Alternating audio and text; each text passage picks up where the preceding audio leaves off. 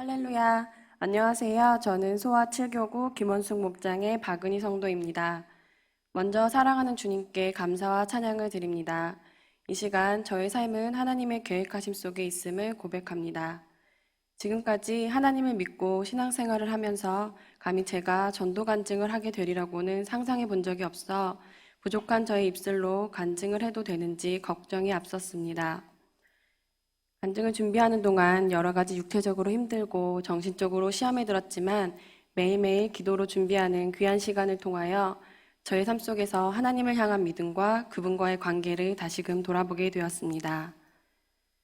그동안 신앙생활을 하면서 부족한 저의 삶 속에 하나님의 역사하셨던 크고 작은 일들, 성도 여러분께 고백할 때 하나님의 살아계심을 다시 한번 확신하시는 귀한 시간이 되시길 기도합니다. 먼저 저를 통해 하나님이 하셨던 몇 가지 일들을 전하며 함께 은혜를 나누고 부족하지만 전도 사례를 말씀드리고자 합니다. 저는 모태신앙이었지만 제가 처음 하나님을 만난 것은 중학교 시절이었습니다. 중학교 수련회 때 주여 주여를 외치며 큰 소리로 기도하는 한 친구의 모습을 보게 되었습니다. 무릎을 꿇고 두 손을 들고 눈물을 뚝뚝 흘리며 기도하는 그 친구를 보면서 나도 저렇게 하면 하나님이 만나 주실까? 왜 나는 저렇게 기도하지 않았지? 라는 생각이 들었고 친구들이 기도하는 것을 지켜보며 앉은 자세를 고쳐 눈을 감으며 주여, 주여, 주여를 크게 외쳤습니다. 그 순간 눈물이 하염없이 내렸습니다. 슬픔과 기쁨, 벅차오름이 느껴지며 주체할 수 없는 눈물이 계속해서 나왔고 저는 이내 주님 잘못했습니다. 용서해 주세요. 다시는 안 그럴게요 라는 말을 반복하며 회개기도하였습니다.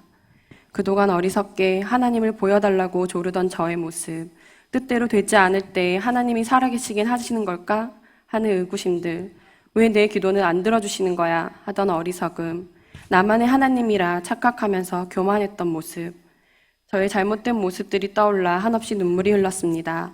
그런 부족한 모습을 가지고 있음에도 불구하고 저를 사랑하시는 하나님께 감사하고 세상에 혼자일 때가 많았던 저의 마음이 따뜻함으로 가득 차는 것 같았습니다.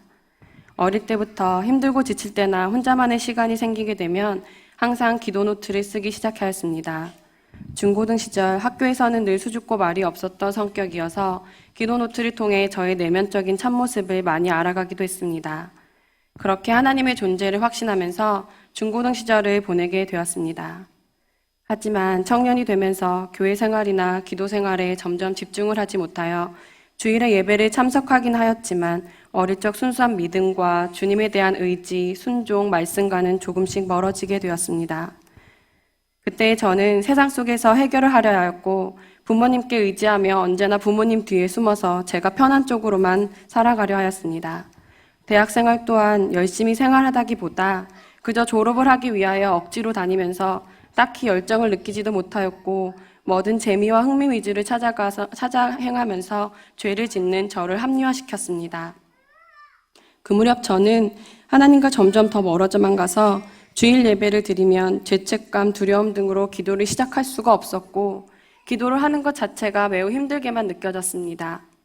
주일을 지키지 않으면 하나님께 혼이 날 것 같고 주일을 지키지 않으면 지금의 행복들을 빼앗아 가실 것 같아서 겨우 주일 예배만 지키곤 하였습니다. 그렇게 저의 20대는 흘러가고 시간이 지나면서 아버지의 사업이 기울기 시작하였습니다. 그러면서 제가 하려던 꿈들도 하나씩 하나씩 막히게 되었고 저는 하고 싶은 일을 하는 것이 아니라 해야 되는 일을 하면서 직장을 다니게 되고 상하 관계 속에서 계속 어려움을 겪게 되었습니다.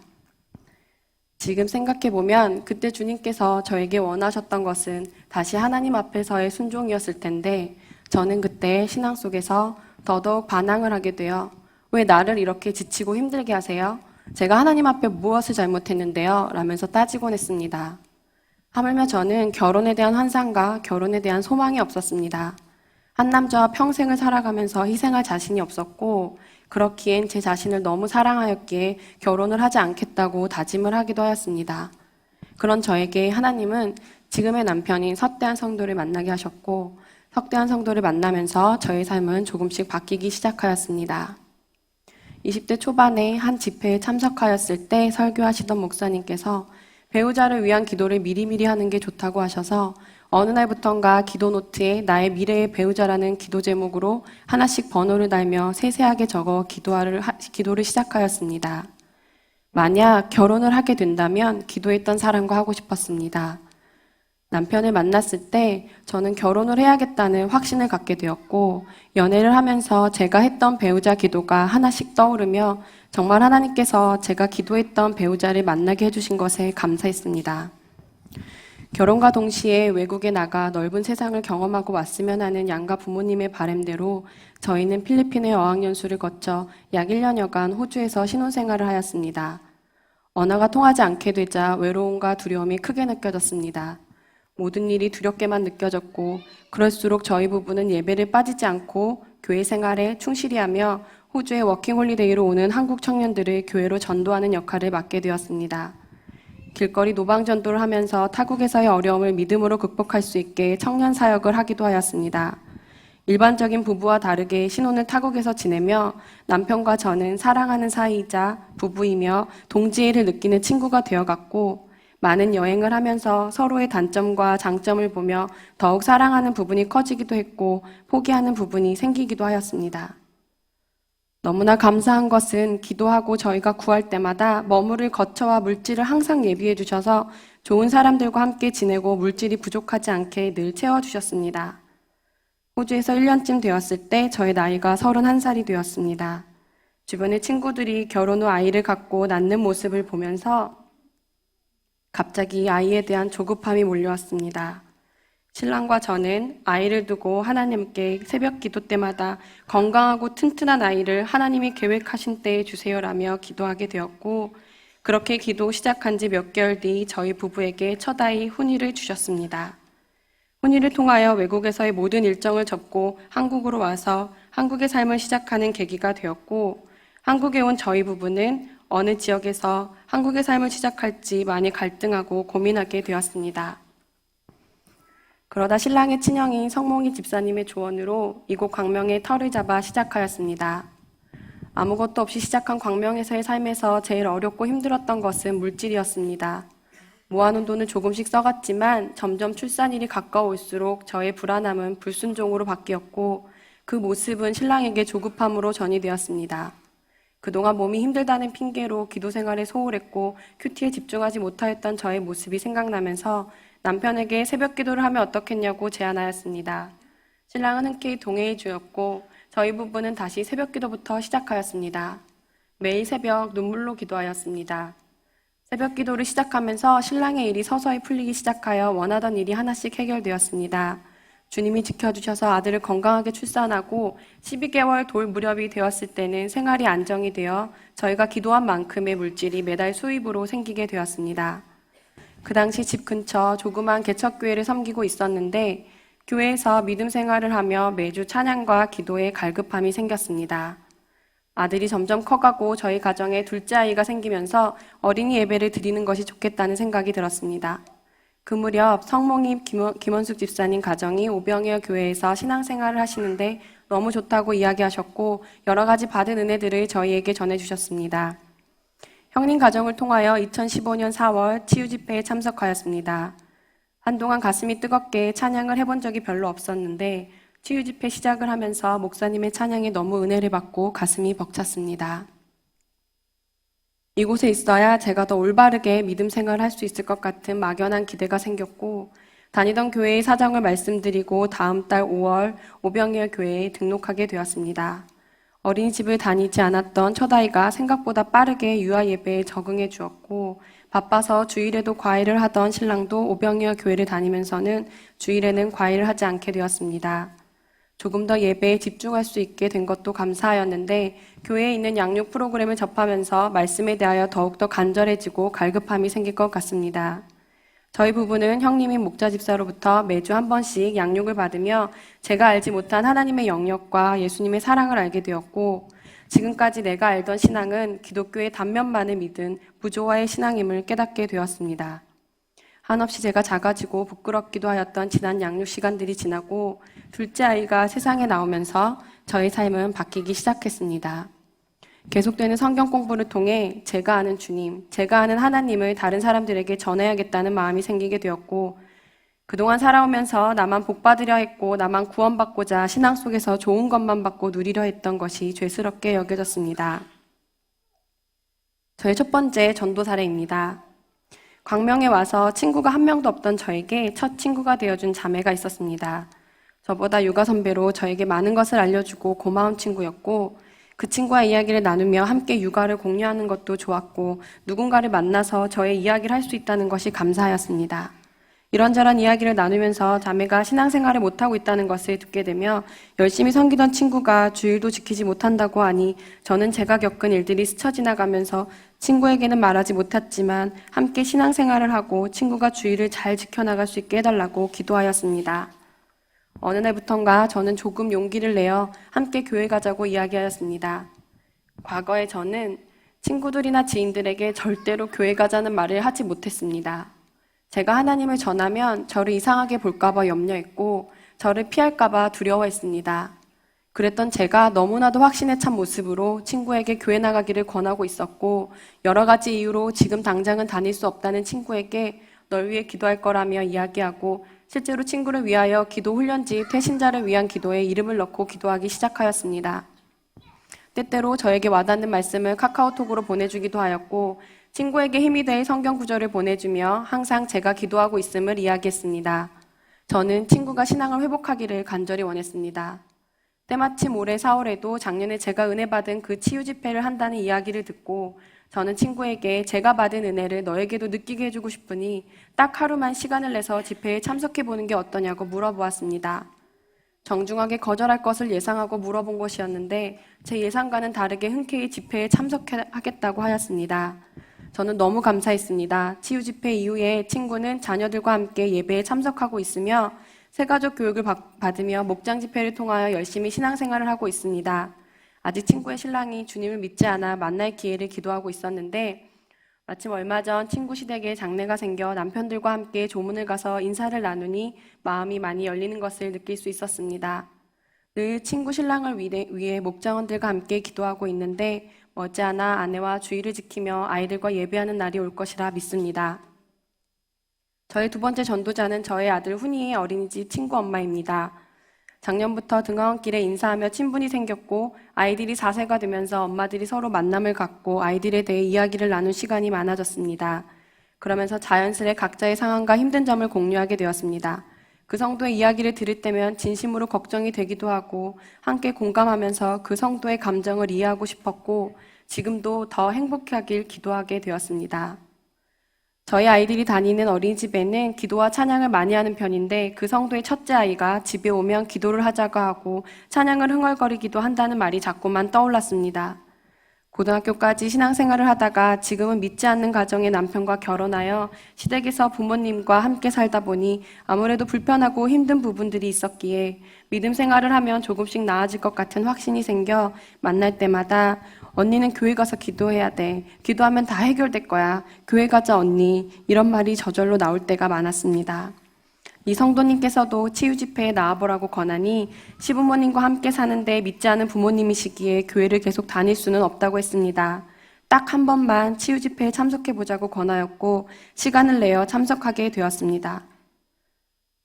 집회 시간 동안 성도님에게서 전해지는 마음이 너무나 예뻤습니다. 순수하고 맑은 마음인데 현재의 상황 속에서 많이 지쳐있는 것 같아서 마음이 아프고 눈물이 났습니다.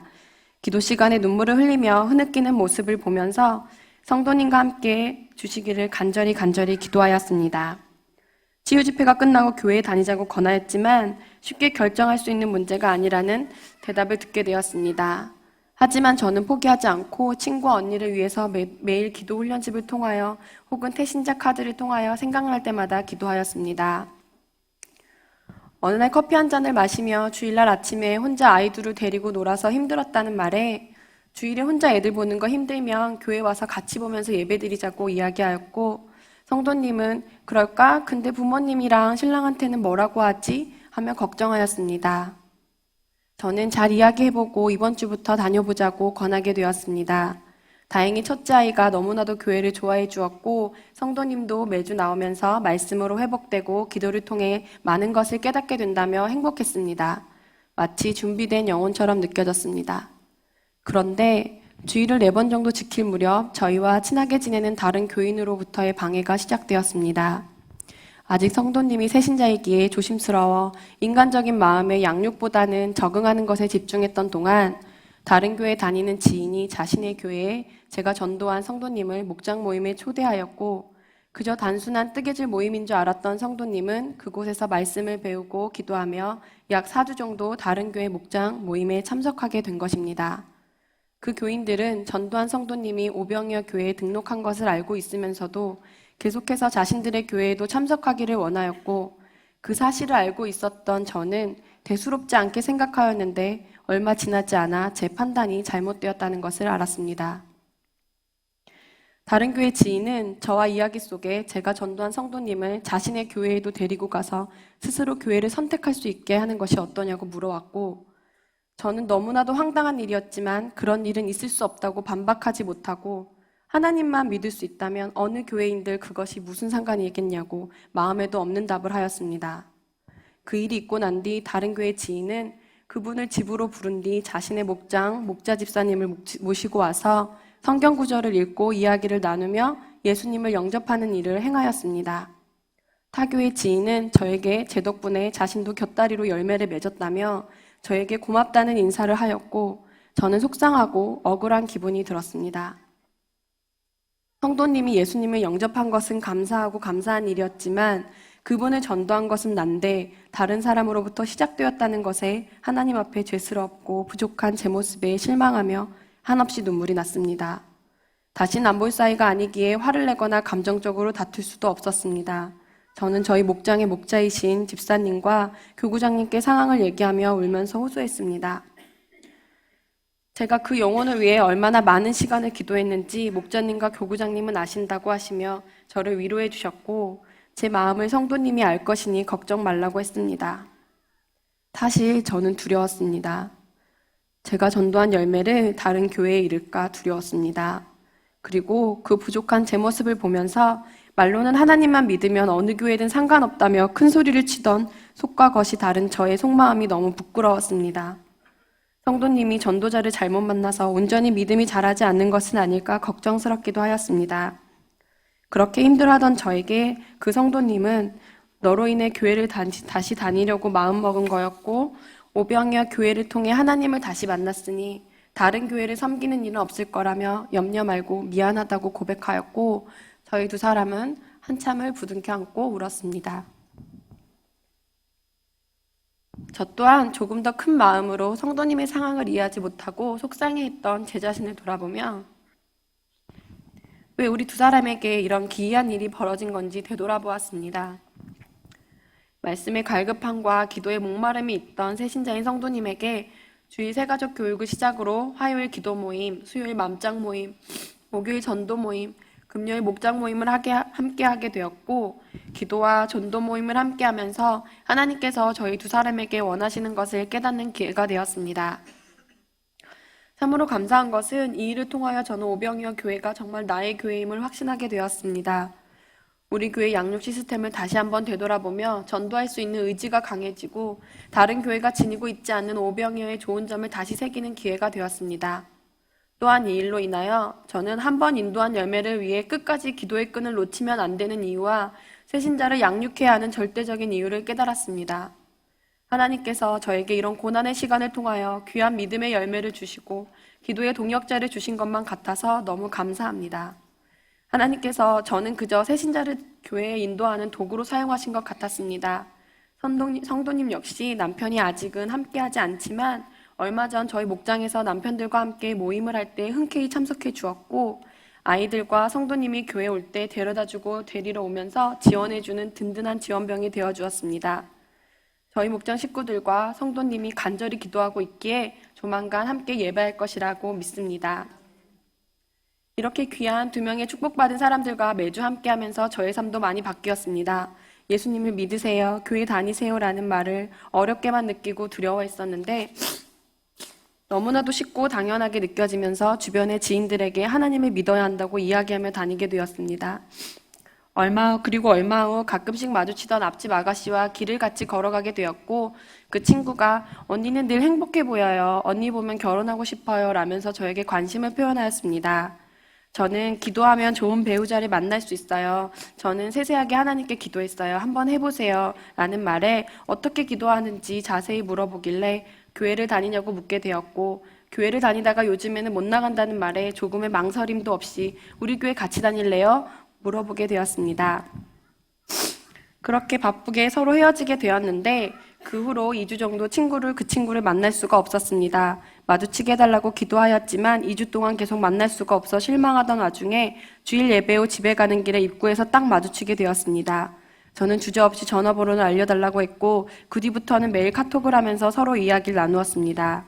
처음에는 마음을 많이 열지 않았지만 진심으로 걱정하고 염려하는 것을 느꼈는지 교회에 와보겠다 하였고 그 주에 예배에 참석한 뒤 마음의 평안함을 얻어서 너무 좋았었다고 계속 교회에 예배만 해도 되냐며 그 다음 주에 오셔서 교회에 등록은 했지만 몇 주 주일 예배를 빠졌는데 지난번 뮤지컬 공연을 함께 하면서 9월부터 주일 예배는 잘 드리겠다고 하셔서 감사했습니다. 앞으로 앞집 아가씨를 두고도 더 많은 기도를 하려고 합니다. 또 전도한 한 분은 예배에 참석하고 아직 등록은 하지 않았지만 마침 그날을 목사님께서 마귀에 대한 설교를 하셨고 친구는 정말 집중해서 잘 들었지만 마귀가 존재는 하는 건지 정말 모르겠다면서 저에게 신앙은 갖고 싶은데 그게 교회인지는 모르겠다고 솔직하게 전하였습니다. 저는 친구에게 마귀는 존재하고 우리가 모르고 사는 것이라고 이야기하였고 한번 예배 참석한 것으로 모든 것을 결정하기는 힘들다고 했습니다. 지금도 계속 친구를 위해 기도하고 있고 친구와 지속적인 관계를 맺으며 친구의 고민을 함께 걱정하고 위로하고 만남을 유지하고 있습니다. 마지막으로 노방전도에서 전도부원들과 함께 만나 오임 암장으로 인도한 젊은 아이 엄마가 있는데 광명으로 이사 온 지 몇 달 되지 않았다고 합니다. 오임 암장 모임을 통해 관계가 잘 이루어지고 있으며 9월부터 아이들과 함께 교회 나오시겠다고 고백을 하십니다. 훈이를 낳고 길진 않았지만 우울증으로 힘든 시간을 보낸 적이 있습니다. 그때 저에게 따뜻하게 손 내밀면서 저의 힘든 마음을 들어주고 보듬어주는 사람이 절실히 필요하기도 하였습니다. 그치만 저에게는 주님이 계셨고 기도를 통해 찬양과 말씀을 통하여서 힘든 시간을 극복하고 한 걸음 더 주님 품으로 하나님 품으로 다가설 수 있었음을 확신합니다. 저는 제 주변에 저처럼 슬픔을 나눌 사람을 찾아가서 이야기를 들어주고 이야기를 나누며 진심을 담아서 다른 이의 삶 속에서 하나님께로 갈 수 있는 도구 역할을 하고 싶습니다. 아직도 많이 부족하여서 제 스스로 무너지고 쓰러질 때가 많이 있지만 믿음을 온전하게 지키고 주님 앞에 순종하고 겸손하게 하나님께서 저에게 주신 많은 장점을 활용하여 전도를 하고 싶습니다. 오병이어 교회를 다니고부터 제 삶의 방향은 나만 잘 사는 믿음이 아닌 다른 이를 구원하는 전도의 삶으로 바뀌게 되었습니다. 9월에 목자로 파송을 받을 예정입니다. 더 열심히 전도하고 붙여준 영혼들과 함께 열심히 양육을 하여 함께 사람을 살리는 십자가의 길을 가길 소원합니다. 오병이어 교회를 통하여 저에게 새 삶을 허락하신 하나님께 감사드리고 저희 가정을 이곳으로 이끌어주신 형님 부부에게도 감사드립니다. 저의 고백을 끝까지 들어주셔서 감사드리며 제가 두려움에 떨며 숨고 싶을 때 하나님께서 저에게 말씀하셨던 성경 구절 아무것도 염려하지 말고 다만 모든 일에 기도와 간구로 너의 구할 것을 감사함으로 하나님께 아뢰라. 빌립보서 4장 1절 말씀을 전하며 간증을 마치겠습니다. 감사합니다.